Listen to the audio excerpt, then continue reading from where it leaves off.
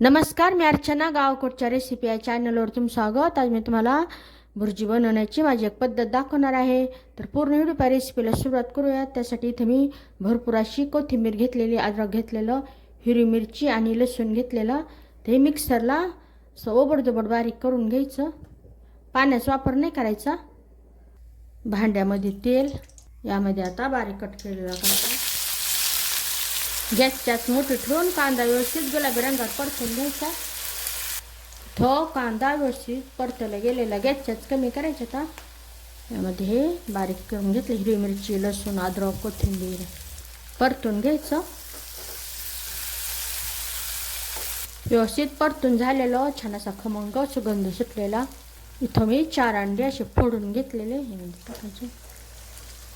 चवीनुसार मीठ. आता हे परतून घ्यायचं. गॅसच्या वाढवायची, आता मोठी करायची.